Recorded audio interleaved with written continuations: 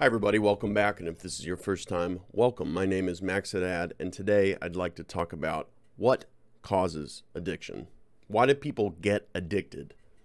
Obviously, drugs feel good, okay, or nobody would use them. But why do some people start using drugs and keep going, even when it's obviously a detriment to the quality of their lives? Why are people willing to give up the people that they love, the people who love them, jobs, houses, careers, even possessions, their physical health, their emotional health, if they had it? Why are they willing to give up everything just to keep getting high or to make a best attempt at getting high? That's what I'd like to talk about today. I made a promise, I guess a couple weeks ago. I don't know if it was a promise. It was a promise to myself off camera that I would start doing some more lighthearted videos. And I'm pleased to say that today is not one of them. But it doesn't have to be grave, because I do believe that there is a solution to addiction. You guys know me well enough, and if you're new, you don't. But ask somebody about it. I'm not selling a product. That's not the point of this channel. But I do believe that there is a way out of addiction. The problem is it's not how it's traditionally approached. Not by Western medicine, not by Western punishment, which is typically the first approach and sometimes the final approach to somebody suffering from addiction. So the first thing that needs to be addressed is a succinct answer to why people stick with drugs. Why can some people smoke pot at 13, say, oh, that was silly and fun, but you know, my future's more important? Not that somebody's actually intellectualizing it like that. And why do some people start at a young age, have their first beer, their first joint, whatever it is, and keep going? And the answer is trauma. Now, a definition of trauma, I'll make one up for you, because I'm not just talking sexual trauma. I'm not talking physical abuse. I'm not talking torrential downpours of hate from somebody that's supposed to love you. I'm saying any time a kid takes something personally that they shouldn't and carries it with them forever, okay? It could be an argument between their parents. I know one of my first memories is being stuck in the car in a, I was strapped into a kid seat, whatever that's called, and my parents were screaming at each other about money. It had nothing to do with me, but they were yelling and I was screaming, please stop, please stop. It's one of my first memories. Like, again, nothing to do with me, but I was a little kid and I personalized it. If they're screaming around me, I must be awful. I cost money. My toys cost money. My food costs money. My clothes cost money. Every time my mom buys me something, my dad gets mad. Trauma. I was never beaten. I think my dad smacked me on the butt once, and it didn't hurt. I don't know if I even noticed it at the time. I probably got inside the house and it was like, did he just hit my butt? Like, I never abused that way. And my parents never intended to traumatize me. Now, there's something that happens in our culture, and I'm going to try to stay focused. There's something that happens in our culture, and when I say our culture, I'm talking about the USA, where people that have been traumatized to a lesser degree or in a less dramatic way than people that were sexually abused and physically abused don't feel comfortable talking about their trauma. They feel ashamed. How dare I say I was traumatized? I had a great upbringing. I got everything I needed, most of what I wanted. My parents are still together, or, you know, I had siblings that were fun and took care of me, and we'll leave trauma to the people that are clearly ruined by it. The people in psychosis on a street corner in New York City, the person in a padded cell at your local jail who is struggling to even form coherent sentences. But the truth is, plenty of us, I can't say all of us, I can't give you a number, but plenty of us struggle with trauma that we experienced as a kid, not because it was genuine, real trauma enacted by a malicious person who should have been loving us, but because we took something personally that we shouldn't have. But we were kids and we couldn't help it, right? If kids were capable of mature thought, We wouldn't be kids. It's not what we would be called. We would be called small adults. So communication about the truth of addiction is always going to be difficult as long as people are ashamed to admit that something is wrong until they are past the point of no return, or seemingly so. It's easy to deny, to not communicate, to stuff down a real problem you're having until it's an emergency. And if addiction is only treated once it's become an emergency, we're never going to get to the bottom of it. And how do you treat addiction before it becomes an emergency? Well, you don't call it addiction because it hasn't truly become that yet. You treat trauma. Now, do I have a comprehensive answer to fixing all trauma that's occurring in every kid's life all over this country, the world? Of course I don't. I think understanding that kids will take things personally and picking your battles around them and picking the times that you have those battles is a good first step. I think realizing that somebody saying they're fine doesn't mean that they are, right? So why do some people keep using even though others will experiment with it and then stop? I said trauma, but what are they actually doing?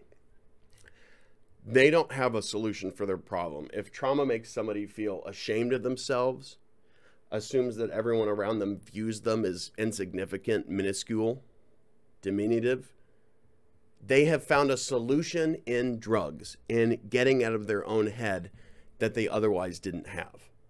Okay, when I was getting high, even as a young teen, I was treating feelings that I didn't understand, didn't know how to put into words, and worse yet, was never asked to by people that should have.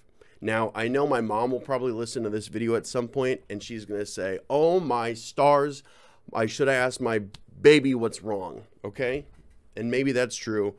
But there were plenty of people in my life qualified to ask me those questions. Now, am I blaming other people? Not entirely.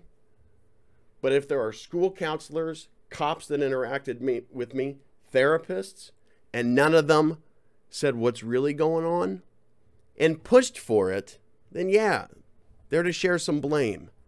That's why people raise children. That's why it takes a village to raise a kid, whatever the saying is, because children are not self-sufficient, okay? Sometimes they have to be gently prodded to get to the truth. And sometimes the first truth you get to is not a sufficient one. It's not entirely true. I had found a solution in drugs that I couldn't find anywhere else. When I was younger, AA gave me some solace, gave me some relief, found some help in the 12 steps. But the truth is, and I don't know if I've shared this with you all before, that AA was not my final solution. Not to reference World War II, gross. But it was not the be-all, end-all of my recovery. My voice cracked like a man's would. It's because I'm passionate. Whoa. I had to find a replacement for drugs, okay, that solved the original problem that I was having. The original problem being that emotional turbulence I experienced as a kid being taken personally and carried with me throughout my whole life. I had to start finding a way to not feel ashamed of who I was.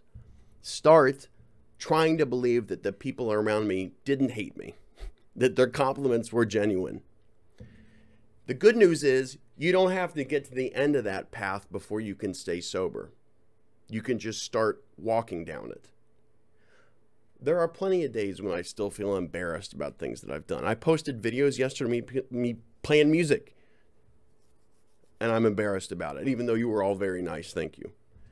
There are still days when I feel like, God, I've got nothing to offer socially. I'll be in a group of friends and feel like I'm the odd man out, the black sheep, that I've got just nothing to say. But because I've begun the path, taken it seriously towards being a little bit nicer to myself and realizing that, no, I'm not worse than everyone else and I'm not better than everyone else. I'm just like everyone else, okay? There are things that I'm good at, bad at, just like everybody. I can't work on a car for shit. All right. I happen to be able to play a couple instruments, whatever. Some people can't do that. I'm good with computers. Some people aren't. Whatever. I'm not a good dancer. I wasn't gifted with dexterity required to move on a dance floor. All right. But I could play football well, whatever. So I had to get a more objective view of myself, right? I couldn't keep looking through my life, my experience through the lens of little Max, kid Max, that had taken that argument, and probably many arguments, plenty of stuff he had seen from teachers, not just his family, personally. I had to start looking at it through the eyes of an adult, one that gave himself a fresh start. That took a beating. I had to take quite a few knocks before I realized that the things I'd been trying to fix my life with, and I'm not talking about drugs, I'm talking about AA and straight up therapy, were not going to be the solution. They can certainly be part of the solution. Okay? Commiserating with friends, meditating. These are all pieces. I was trying to find one silver bullet. Drugs were a magic bullet for a long time. Boom, and I'm better. But that's not how real solutions work. That's how temporary ones work. Binge on chocolate cake. Oh boy, I feel good. Then you feel awful. At least I do. Ooh, $50 at McDonald's. Mama jama, do I feel nice. Then you feel crappy. Same with getting high on heroin. Okay, same with stealing your parents' car to go downtown to pick up drugs. It's the same thing. A temporary solution, a quick, instant solution is not a real one. Real solutions take time. I said I was going to try to be succinct in this video, and I don't know that I have. I have to keep pushing for this. This is so important. This is so important. The idea that we're told that 10% of people are drug addicts is so irrelevant. And here's why. Those 10% affect everybody. Personally, obviously, some of you are parents of drug addicts. Some of you are siblings of drug addicts, friends of drug addicts, employers of drug addicts. You sold a car to a drug addict and he tried to rip you off. Even if there's no personal connection with the drug addict in your life, it impacts you. The tax money that you pay. Preventative medicine is the best medicine. Well, guess what? People are dying and it's costing lots of money. Jails are full with people that could be handled differently, could be rehabilitated with a little bit more discernment and care. Every single person, even if addicts are only 10% of the population, every single person is impacted by it. 80% of people in prisons, I am making that number up, are there because of addiction. It's honestly probably higher. I'm making that up. But it probably is. Drug addicts, drunk drivers, drug dealers, wife beaters, got drunk, got high, beat his wife, was in psychosis. Robbers needed money for drugs. Was that clear? Grand Theft Auto had to get downtown somehow. Like I said, I've stolen a car. That's why. It's all related. It's all related. How many people in this country, whatever, are sold down the river as drug addicts instead of being contributing members to our culture? Where would we be today if that 10% that is bogging down the other 90%, emotionally breaking their hearts, financially breaking their wallets, where would we be if all of those people were partaking? Could put their best foot forward. We're happy. We're another stranger that you'd see on the seat that gave you a smile and made your whole day better. What if? This idea that we've got about addiction, that it's just drugs are so good, people can't stop. That's not why. And as long as we keep looking at it like that, it's not going to get better.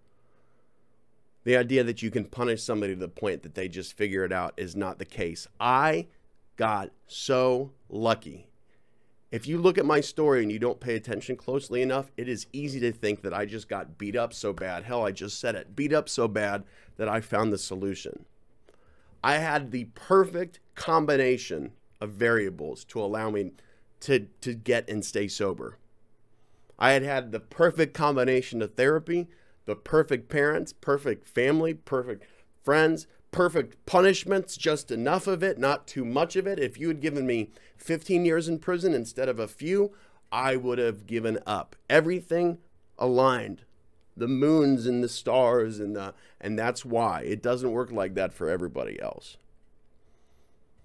But if our medical approach, if our rehabilitative approach, whatever, was more comprehensive, more understanding, and wasn't coming directly from a textbook that was written by somebody that doesn't get it, we would be much better off, and you wouldn't have to get lucky like I did.